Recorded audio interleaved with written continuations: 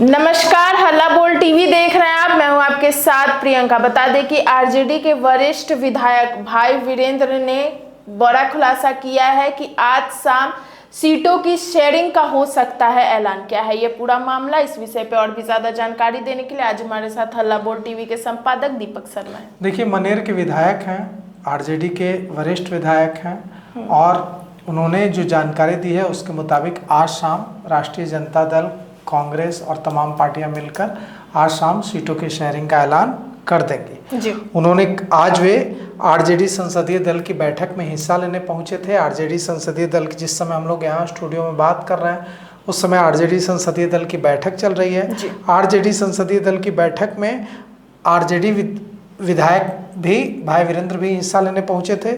उन्होंने कहा कि आज शाम आप सबको, उन्होंने पत्रकारों से बातचीत में कहा कि आज शाम आप सबको बुलाया जाएगा, आज सीटों की शेयरिंग का ऐलान कर दिया जाएगा। उन्होंने कहा है कि जो जानकारी दी है उसके मुताबिक उसके बाद हम लोगों ने भी कुछ फ़ोन घुमाया और पता करने की कोशिश की कि क्या चक्कर है। तो मामला यह है कि आज जो संसदीय बोर्ड की बैठक आरजेडी की चल रही है, इसमें पहले चरण के उम्मीदवारों के नाम पर मुहर लग जाएगी। अच्छा। और मीटिंग के बाद पहले चरण के उम्मीदवारों को पार्टी सिंबल दे दिए जाएंगे। 12 अक्टूबर से पहले राष्ट्रीय जनता दल अपने पहले चरण के जो उम्मीदवार हैं उनको सिंबल, पार्टी का सिंबल दे देगा। अच्छा। राबड़ी आवास के बाहर बड़ी संख्या में आरजेडी कार्यकर्ताओं की भीड़ लगी हुई है, लेकिन सवाल ये उठता है कि जो दावा मनेर विधायक भाई वीरेंद्र ने किया है कि आज शाम सीटों की शेयरिंग का ऐलान हो जाएगा, क्या वो हो जाएगा? तो अब तक इस पर सहमति नहीं बन पाई है। कई सीटों पर अब तक पेच फंसा हुआ है। कांग्रेस ने साफ साफ कह दिया है कि अगर सीटों की शेयरिंग का ऐलान नहीं किया गया तो हम जो है नामांकन करना शुरू कर देंगे। अच्छा। अब सवाल ये उठता है कि ऐसे में क्या होगा? बिल्कुल। सबसे बड़ा पेच जो फंस रहा है वो मुकेश सहनी को लेकर फंस रहा है। मुकेश सहनी को 10 से 12 सीटें ऑफर की जा रही हैं और वे मांग रहे हैं कम से कम 30 सीटें। तो डबल से भी ज्यादा का अंतर है जो मांग रहे हैं और जो दिया जा रहा है। जी। मुकेश उधर माले के राष्ट्रीय महासचिव दीपांकर भट्टाचार्य, सीपीआईएम के राष्ट्रीय महासचिव एमए बेबी और सीपीआई के राष्ट्रीय महासचिव डी राजा, तमाम जो लेफ्ट के बड़े नेता हैं वो बिहार आए हुए हैं।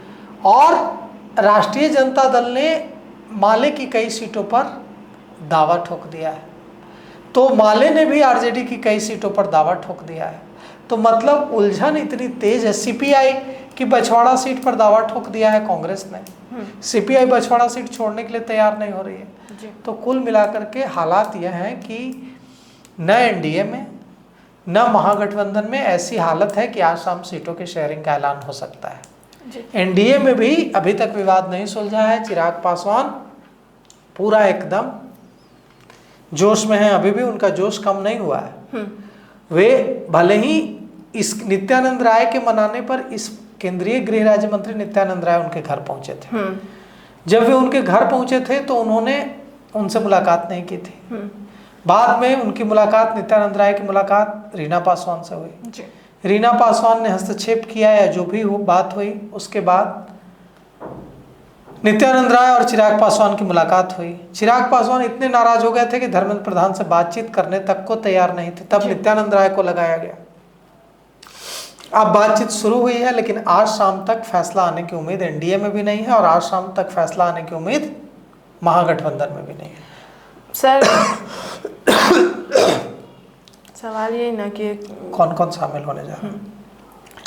सर मेरा एक सवाल रहेगा कि आरजेडी में कौन कौन शामिल होने जा रहे हैं?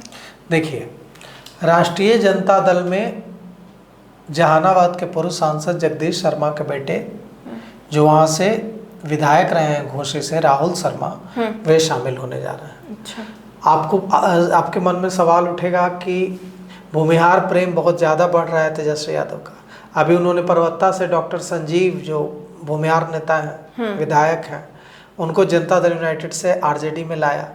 अब वे जहानाबाद के घोसी से जो वहाँ के जहानाबाद के भूमिहार नेता हैं डॉक्टर जगदीश शर्मा, उनके बेटे राहुल शर्मा को ला रहे हैं। मतलब राहुल शर्मा को घोसी से टिकट देगा राष्ट्रीय जनता दल।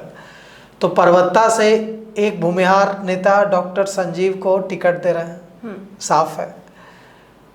घोसी, जहानाबाद के घोसी से डॉक्टर जगदीश शर्मा के बेटे राहुल शर्मा को टिकट दे रहे हैं, ये भी साफ है जी।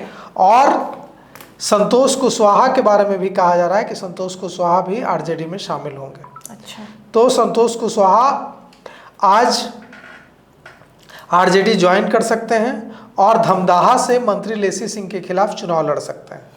आज दोपहर तक या शाम तक संतोष कुशवाहा आरजेडी का दामन थाम लेंगे। संतोष कुशवाहा 2 बार लगातार पूर्णिया से सांसद रहे हैं, हालांकि पिछले चुनाव में पप्पू यादव से हार गए थे जी।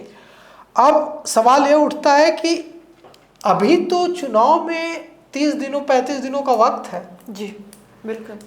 काउंटिंग खत्म होते होते 30-35 दिनों का वक्त है 11 तक। अगर मान तो ये जो 30 दिन है, ये 30 दिन बेहद अहम दिन है। बिल्कुल। 11 को दूसरे 6 को पहले चरण का मतदान होगा, 11 को दूसरे चरण का मतदान होगा। तो उस हिसाब से देखें तो दूसरे चरण के मतदान से पहले अभी भी 30, 31, 32 दिनों का समय है। इसमें बहुत इधर उधर होगा, बहुत नेता इधर आएंगे, बहुत नेता उधर जाएंगे। अभी देखिए अशोक महतो का क्या होगा। अशोक महतो पहुंचे थे तेजस्वी यादव से मुलाकात करने। जब अशोक महतो तेजस्वी यादव से मुलाकात करने राबड़ी आवास पहुंचे, बाहुबली अशोक महतो जिन पर वेब सीरीज बनी है खाकी, वो अशोक महतो को लगा था कि उनकी मुलाकात हो जाएगी तेजस्वी यादव से, लेकिन गेट उनके लिए नहीं खुला, गेट बंद कर दिया गया। बहुत देर तक खड़े रहे गेट पर, फिर वापस लौट कर चले गए। तो अब अशोक महतो भी किसी न किसी पार्टी में जाएंगे, निर्दलीय लड़ेंगे या कुछ भी करेंगे, उनकी पत्नी लड़ेगी। तो कुल मिलाकर के अभी आने वाले 5 से 10 दिनों में बहुत उठापटक का दौर देखना बाकी है। तो सुना आपने इन सबको लेकर, आपकी क्या राय में कमेंट सेक्शन में जरूर बताइएगा और इस पेशकश में इतना ही। आगे की खबर देखने के लिए बने रहें हल्ला बोल टीवी के साथ। धन्यवाद।